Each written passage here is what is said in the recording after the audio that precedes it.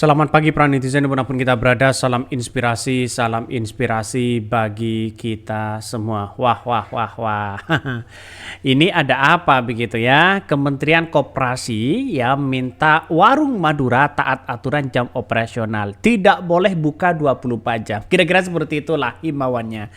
Tapi pada kenyataannya, menurut saya pribadi, apa sih dampak dari jualan seperti warung Madura begitu kan ya, yang bukanya hanya 24 jam. Bahkan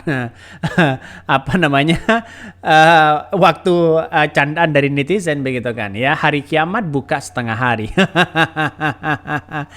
Menurut saya pribadi, apa yang dilakukan oleh Kementerian Koperasi ya, menurut saya pribadi saking tidak ada kejelasan ya mau kerja apa ya, sampai-sampai warung seperti warung Madura, warung kelontong dan sebagainya begitu kan ya, sampai-sampai ada aturannya seperti itu. Apakah hanya karena alasan persaingan? Ya, yang namanya usaha ya, sebagai rakyat Indonesia itu sendiri wajar dong membuka 24 jam kayak mau buka sampai hari kiamat kayak begitu kan. Tapi kenapa ya sekarang pemerintah seolah-olah ya diam bagaimana ya orang-orang Madura mencari rezeki ya, tokonya toko kelontongnya ya buka 24 jam dan sebagainya begitu kan. Padahal mereka tidak seperti minimarket begitu kan, seperti Indomaret, Alfamart ya dan sebagainya begitu kan. Maka saya kira dengan himbauan seperti ini, menurut saya pribadi ada ketidakjelasan ya aturan yang dilakukan oleh Kementerian Koperasi ini begitu. Saya kira sampai kapanpun kalau kita berbicara terkait dengan minimarket terus kemudian yang lain, ya ini kan tokonya masing-masing, tidak ada manajemen yang mengelola di situ begitu kan. Bahkan ya di mana-mana ada warung Madura. Apakah saking takutnya, saking paniknya warga Madura atau orang-orang Madura jualan bisa bersaing dengan ya minimarket dan sebagainya begitu kan? Saya kira seperti Alfamart terus kemudian Indomaret dan sebagainya begitu kan. Ya kalau mereka tidak tidak buka 24 jam ya, tapi ada kok sebagian mereka yang buka 24 jam, tidak ada masalah seperti itu begitu kan. Kenapa kok warung-warung Madura seperti ini yang kemudian dihimbau tak buka 24 jam begitu? Ini gimana begitu? Justru ini katanya begitu kan ya, negara diminta ya jangan menghambat rezeki wong cilik di situ begitu. Jadi saya kira warung Madura ini, warung sembako Madura ini sudah dari dulu turun-temurun begitu kan, buka 24 jam. Dan bahkan goyonannya hari kiamat pun buka setengah hari. Apa yang ditakuti oleh warung Madura begitu kan ya? Apa yang ditakuti? Ya, saya kira warung sembako Madura ini memang sudah lengkap di situ begitu kan. Lebih lengkap daripada Indomaret, Alfamart dan sebagainya begitu. Saya kira kenapa kok mesti persaingannya harus takut seperti ini? Mereka tidak ada manajemennya, mereka pelanggannya adalah orang-orang kecil, pelanggannya mereka adalah orang-orang sekitar mereka, gang mereka, jalan raya mereka begitu kan. Tapi coba saja kita lihat saja yang minimarket yang kemudian pelanggannya begitu luar biasa. Saya sebagai orang Madura tetap menolak dengan hal ini begitu kan. Ini jangan hanya para DPR yang ada di sana, perwakilan dari Madura jangan hanya diam di situ begitu sebagai warga Madura yang telah memilih Anda begitu kan.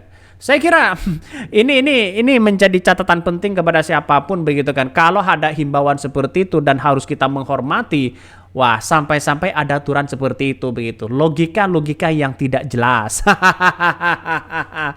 Padahal yang diberi aturan itu adalah hanya ya warung sembako Madura, warung kelontong dan sebagainya begitu, yang isinya tidak seberapa setiap hari, yang didapatkan tidak seberapa dibandingkan dengan minimarket 50 juta ya bahkan ratusan juta di situ begitu. Ya ini kan warga Madura yang ada di perantauan di situ begitu kan, ingin hanya bagaimana mereka ya kebutuhan mereka tercukupi, ada anak di rumah yang sekolah sana sini begitu kan, merantau kemana-mana, ke Surabaya, ke Jakarta ya, dan bahkan di daerah-daerah itu pasti ada toko warung sembako Madura, dan itu ciri khas bagi orang Madura, apalagi yang mau bekerja di situ begitu kan, selain menjadi pangkas rambut dan sebagainya begitu. Saya kira ini harus ada aturan-aturan, menurut saya pribadi, aturan yang kemudian agak ngaco di situ begitu kan ya, tidak jelas ya konsekuensinya kepada rakyat kecil di situ, seolah-olah aturan-aturan seperti itu begitu kan sampai sampai ke wong cilik seperti itu begitu. Saya kira ini yang akan menjadi tantangan penting. Padahal jualannya ini kan memang lengkap di situ, tapi kan jualnya sedikit mereka ya. Ya untungnya juga sedikit dan sebagainya. Saya kira perlu ya dorongan-dorongan bagaimana pemerintah ya atau DPR yang kemudian perwakilan dari Madura harus bergerak cepat ya di situ begitu untuk mencari solusi bersama. Saya kira ini harus ditolak begitu kan. Ya menurut saya pribadi sampai begitu kan ya, dari Kementerian Koperasi sampai apa yang mau dikerjakan di situ tidak tahu begitu, sampai ada aturan dan himbauan seperti itu. Mari kita baca ini. Kementerian Koperasi minta warung Madura taat aturan jam operasional ya. Kementerian Koperasi dan Usaha Kecil dan Menengah UMKM ya meminta warung Madura mengikuti aturan jam operasional yang ditetapkan oleh pemerintah daerah. Jangan-jangan ini mungkin kalah saing ya. Ya, apa jangan-jangan ini kalah saing atau bagaimana begitu kan? Kok bisa-bisanya bisa ada aturan seperti itu begitu. Padahal sewa tempatnya begitu mahal, apalagi himbauannya adalah harus mengikuti jam operasional dan sebagainya. Ngacau ya. Kalau ada regulasi terkait jam kerja, jam operasional, tentu kami minta untuk dipatuhi, katanya ya. Arif enggan berkomentar terkait persaingan antara minimarket dengan warung Madura. Ia ingin mengecek lebih dulu terkait peristiwa tersebut. Namun, ia berharap ada persaingan yang sehat dan setara antara pelaku usaha itu ya. Ya kita lihat saja apakah ini masuk pada UMKM yang ada begitu dibandingkan dengan minimarket yang sudah begitu puluhan juta mereka pendapatan begitu kan. Mereka ya lihat saja tidak digaji oleh mereka, manajemennya tidak diatur. Mau diatur bagaimana coba bayangkan ya, kecuali memang ada manajemennya. Jadi saya kira ada himbauan-himbauan seperti itu begitu kan. Saya kira tidak ada kejelasan di situ begitu ya. Saking nggak jelasnya mau kerja apa, ngurusin warung buka jam berapa. Ya, ini kan logika yang agak gimana begitu kan. Agak aneh lah begitu kan ya. Bahkan menurut saya pribadi hal-hal seperti itu orang-orang Madura di mana-mana ada di perantauan dan sebagainya ya hanya ingin mencari sesuap nasi ya harus membuka warung kios-kios seperti itu begitu kan. Jadi kalau menurut saya pribadi saya kira ini yang akan menjadi tantangan besar ke depan. Mungkin ya pemerintah akan mengubah regulasi ini. Ya bisa saja, bisa jadi Madura Mart, warung sembako mat. Yang penting ada mat. Desainnya harus minimarket. Apakah seperti itu? Itu biaya yang berapa begitu kan?